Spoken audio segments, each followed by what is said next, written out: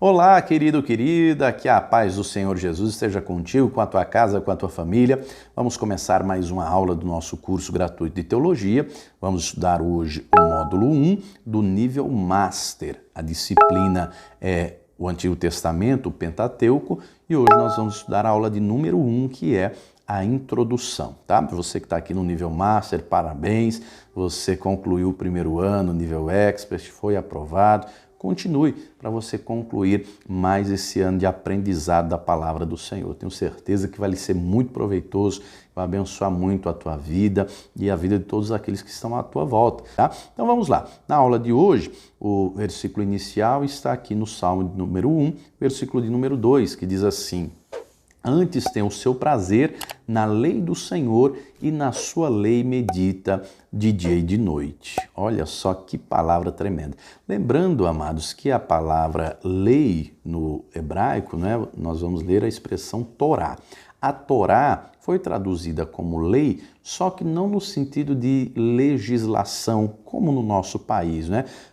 A palavra Torá tem um sentido mais amplo, o sentido de lei que traz ensinamento, um sentido de ensinamento da palavra, não é? Um ensinamento que instrui, que abre o entendimento, não é? Como diz lá 2 Timóteo 3,16, a palavra de Deus ela é proveitosa para nos instruir, ensinar a verdade, corrigir os erros, repreender o mal, ela é poderosa para tudo isso, tá? Então vamos lá. Nessa disciplina, o Pentateuco, nós vamos estudar sobre o Pentateuco. O que é o Pentateuco, afinal de contas? A palavra Pentateuco é a junção de duas palavras, penta e teuxos. Penta quer dizer 5, do grego, né? E teuxos quer dizer livros, então livros ou volumes, né? Então significa Pentateuco 5 livros ou 5 volumes, que é a Torá para os judeus, 5 primeiros livros de Moisés, tá? Que é Gênesis, Êxodo, Levítico, Números e Deuteronômio.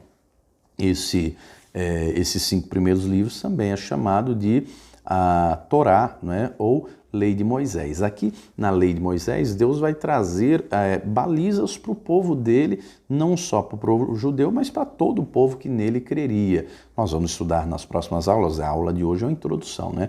Nas próximas aulas nós vamos estudar cada um dos livros, vamos nos aprofundar mais, mas só uma introdução rápida, aqui no sentido de lei. A lei do Senhor contempla alguns aspectos. O primeiro deles é o aspecto espiritual, o relacionamento do homem para com Deus. Traz também a lei cerimonial, sacrifícios pelos pecados, a liturgia, o procedimento, como deveria ser feito, e traz também a lei moral, como devemos nos relacionar com o próximo, e aí é bem abrangente, fala de todas as áreas, desde crimes à propriedade, muita coisa, tá? Nas próximas aulas nós vamos nos aprofundar mais a esse respeito. Mas na aula de hoje, nós vamos estudar aqui a introdução dessa matéria, que é o Pentateuco, que são os 5 primeiros livros de Moisés. Lembrando que nos 5 primeiros livros, vai de Gênesis a Deuteronômio, traz, né, desde a história da criação da humanidade até quando o povo chega às margens da terra prometida, tá? E a Escritura deixa de maneira inequívoca, não é, que a autoria é de Moisés. Isso é confirmado não só por Josué, no livro de Josué, nos livros dos profetas, no livro dos Salmos e também no Novo Testamento, né? No Novo Testamento, em diversos textos, o próprio Senhor Jesus e diversos outros textos confirmando a autoria de Moisés desses 5 primeiros livros aqui, tá? Então, o propósito do Pentateuco, dos 5 primeiros livros, né, é para trazer, né, e recontar a graça de Deus ao transformar Israel em uma nação, a trazer não só essa recontar a graça, mas traz a história da humanidade, como surgiu, né, o primeiro homem, como surgiu o mundo, traz tudo isso, nós vamos nos aprofundar a cada dia mais. E já como é uma introdução, vamos dar uma pincelada aqui rapidinha a respeito de cada um desses livros, que é de fundamental o estudo, não é, desses livros. Afinal de contas, são as balizas fundamentais, aos quais são as primeiras da palavra de Deus, os primeiros livros da Escritura, e também balizas fundamentais da nossa fé, não é? Não tem como estudar a Escritura sem estudar os 5 primeiros livros.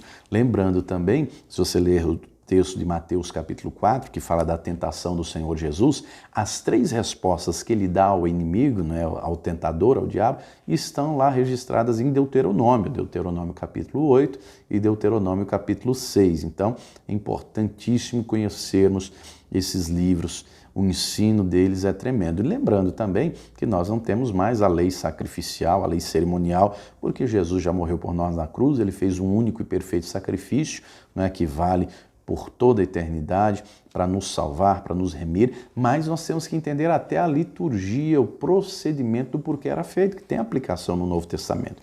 Tudo aquilo que tinha de literal no Antigo Testamento tem uma revelação espiritual no Novo para aplicarmos, tá? Então, o Pentateuco é composto por 5 livros, como eu já disse. O primeiro deles, estou aqui na página 3 da apostila, é o livro de Gênesis. O Gênesis, a palavra do hebraico é Bereshit. Bereshit quer dizer início, começo, princípio. E do grego é a palavra Gênesis, né? Quer dizer o mesmo sentido, origem, começo, início, princípio. Então, em Gênesis narra a criação de tudo, não é? Como foi criado o ser humano, como o ser humano se multiplicou, o primeiro pecado que a humanidade cometeu, não é? Como veio o dilúvio, depois como as nações surgiram, foram formadas, como começou o povo de Deus, o povo que anda pela fé, como ele começou através do patriarca Abraão. Tudo isso nós vamos estudar aqui no livro de Gênesis. E é interessante, eu gosto muito dessa Bíblia de estudo aqui que eu estou, tem essa daqui que é a Bíblia de Estudo Pentecostal, né, que nós usamos, a versão Almeida, mas eu gosto muito também dessa aqui, que é a King James. E aqui tem várias notas explicativas, né, além do conteúdo, a tradução ser um conteúdo mais fácil, né, mais atualizado, o português, também tem diversas notas de estudo que facilitam muito o entendimento da Escritura. Não é? E nós temos, como dissemos no início aqui da aula, né, o Salmo 1, verso 2, temos que ter prazer na lei do Senhor e meditar nela dia e noite. Não é? Nós não podemos negligenciar a palavra, nós temos que ter prazer nela e nos aprofundar no conhecimento a cada dia mais. Então, o livro de Gênesis, já comentamos aqui rapidamente, lembrando que nas próximas aulas nós vamos nos aprofundar em cada um desses livros aqui, tá? Aqui é só a introdução do que vamos estudar. No livro do Êxodo, né, a palavra Êxodo significa saída, partida, não é? É a autoria de Moisés também. E no livro do Êxodo nós temos a história de como o povo, os descendentes de Jacó foram para o Egito, lá se multiplicaram, lá foram escravizados, depois a libertação, a saída. Por que chama Êxodo? Porque narra a saída do povo da escravidão, daqueles 400 anos de sofrimento, de humilhação. O povo, como diz lá Atos capítulo 7, as mulheres chegavam ao ponto de rejeitar os filhos. Quando engravidavam, a mulher sabia que se fosse um menino, com algum tempo ele iria trabalhar de maneira escrava, de sol a sol. Era um trabalho forçado, pesado, não é? Era um trabalho imposto. A vida que eles viviam, na realidade não era a vida, era sobreviviam, era terrível, até que eles clamam, eles oram, eles buscam. Deus viu aquele clamor, Deus viu aquela aflição e Deus enviou o libertador, que é Moisés. Tudo isso é relatado aqui no livro do Êxodo, tá? Narra a saída e é interessante, muita gente diz, e é uma realidade, né? Deus tirou o povo do Egito em um dia e passou 40 dias querendo tirar o Egito do coração do povo, porque eles ficaram lá 400 anos. Eles viram a idolatria do Egito, eles viram os costumes, o sistema de vida deles, como era a convivência social, e aí Deus foi trabalhando para mudar essa cultura, para mudar esse sistema, para que eles aprendessem a viver pela fé como Abraão. Quando eles saem do Egito, a primeira coisa que Deus muda é o cardápio, não é? Vão comer o maná, vão viver o sobrenatural, coluna de nuvem de dia, coluna de fogo de noite, água brotando de rocha, para que eles compreendessem que tinham que crer no Senhor, que tinham que confiar nele, e Deus vai agindo, vai operando. É também no livro do Êxodo, que traz a respeito do tabernáculo, não é? Quando Deus dá a revelação a Moisés, a construção do tabernáculo, os materiais que foram usados. O livro conclui-se com a inauguração do tabernáculo. Nós vamos estudar muito a esse respeito. Ainda no Pentateuco nós temos o livro de Levítico. Levítico é a chamada lei sacerdotal, não é? A lei dos sacerdotes. O livro leva o nome de Levítico por causa da derivação do nome Levi. Foi uma das 12 tribos, um dos 12 filhos de Jacó, e foi a tribo que Deus escolheu para que o povo, os homens de lá, fossem sacerdotes. né? Os membros foram separados para o serviço do Senhor. Alguns seriam sacerdotes e os demais levitas auxiliariam no serviço do templo. Hoje, muita gente até utiliza, acredito eu que por falta de conhecimento, chama os músicos, os que louvam, né, no altar, chamam de levitas. No tempo bíblico, levita era todo aquele que auxiliava no serviço bíblico, no serviço do tabernáculo, do templo, fosse sacerdote, lembrando que profeta podia ser de outras tribos, não tinha essa questão, mas no serviço do templo era só da tribo de Levi. Então todos eram levitas, fossem sacerdotes, auxiliares, os que louvavam, todos eram levitas, tá? E aí nós encontramos aqui no livro de Levi o manual dos sacerdotes, cada tipo de, já começa falando do sacrifício, cada tipo de sacrifício, por cada tipo de pecado, a liturgia, o procedimento, como deveria ser feito, não é?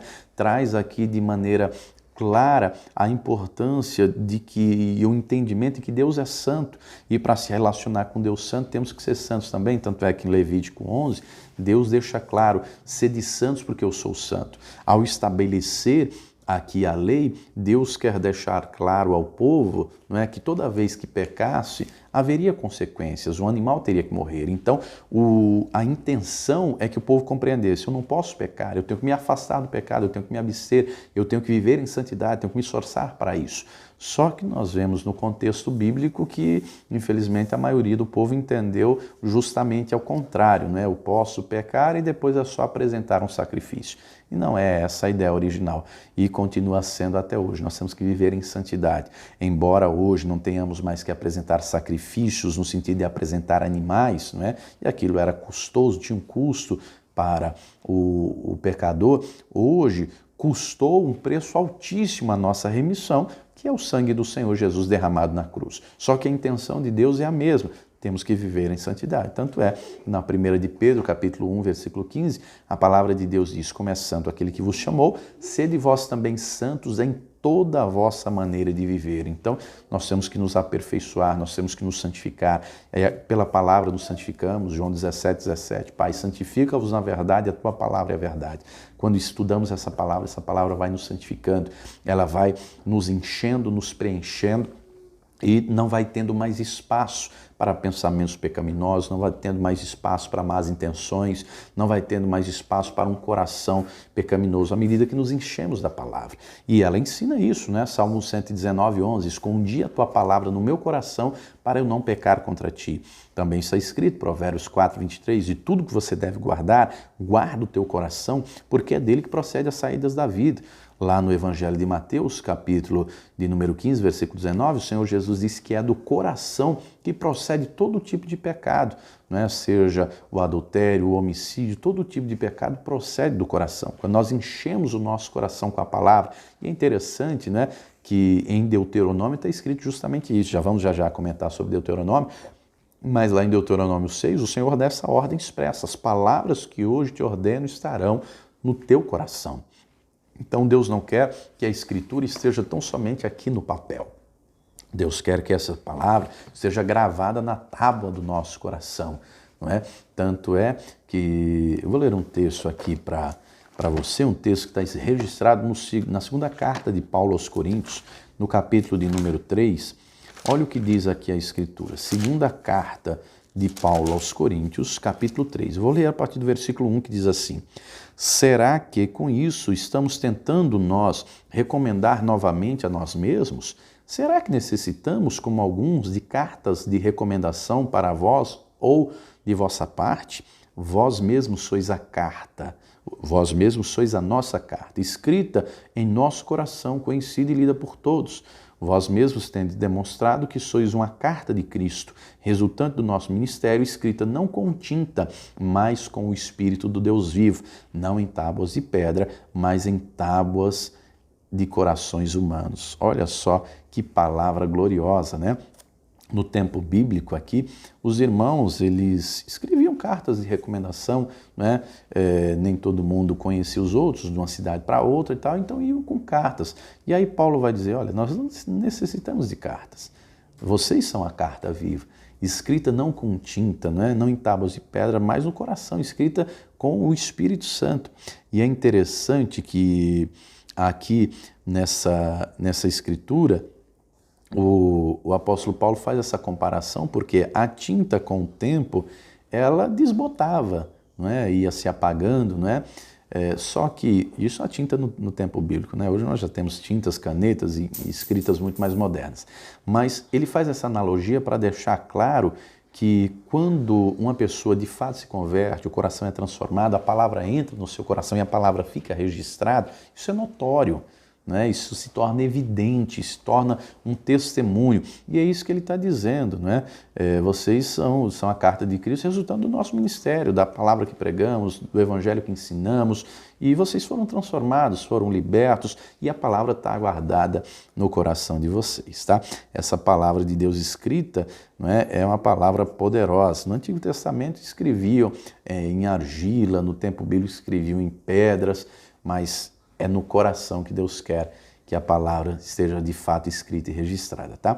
Continuando aqui ainda na apostila, na página 4, temos aqui o livro, aliás, falamos de Levítico, né? E só um comentário último, falei da questão do sacrifício, traz também a expiação pelo pecado através do sacrifício, tá?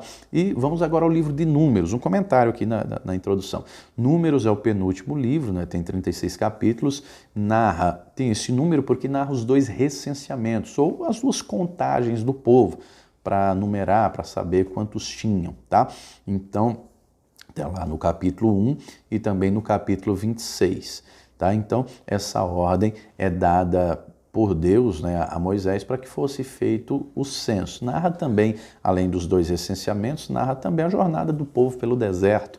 Tem diversos episódios fortíssimos, né, que traz revelações preciosas para nós, e um deles é o que trata lá da serpente de metal que Deus mandou Moisés levantar no deserto. O próprio Senhor Jesus vai fazer citação a esse acontecimento lá no Evangelho de João, capítulo de número 3, ele vai dizer como Moisés levantou a serpente no deserto. Quando o Filho do Homem for levantado, todos atrairei a mim.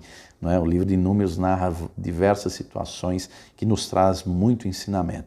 E o quinto e último livro é o livro de Deuteronômio. O Deuteronômio tem 34 capítulos, né?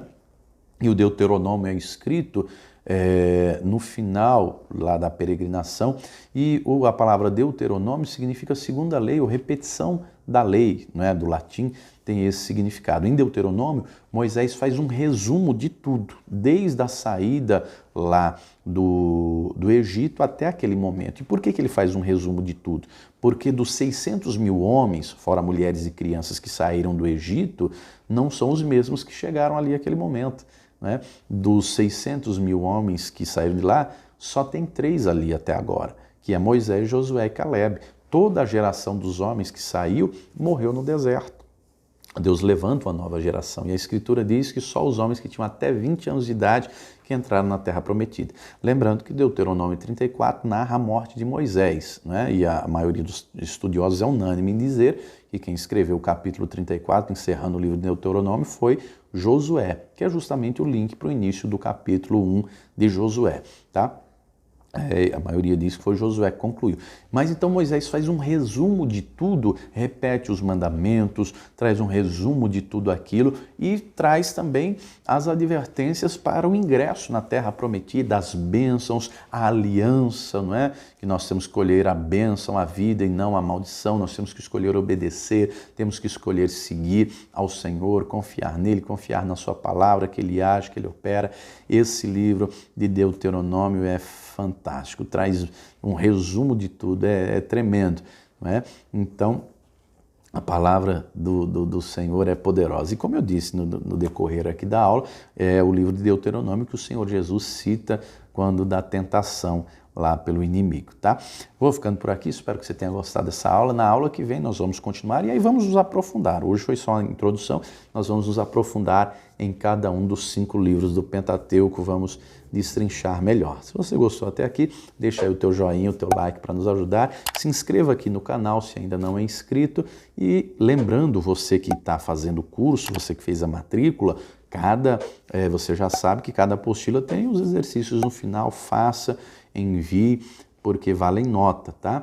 E você também é convidado a se tornar um pregador do telhado, a contribuir com essa obra. Faça a tua contribuição, faça aí a tua oferta, aquilo que o Espírito Santo colocar no teu coração e envie para este número aqui, ó, aqui está aparecendo as contas, né, aqui da Paz e Vida, para você fazer a tua doação, conta no Banco Bradesco, no Banco Itaú, no Banco Santander, e depois você envia o recibo do depósito, da transferência, para esse número aqui do WhatsApp, que eu vou enviar para você em agradecimento os e-books do pastor João Ribe Palharim, que vão edificar a tua fé, tá bom? Deus te abençoe, até a próxima aula e viva o Senhor Jesus!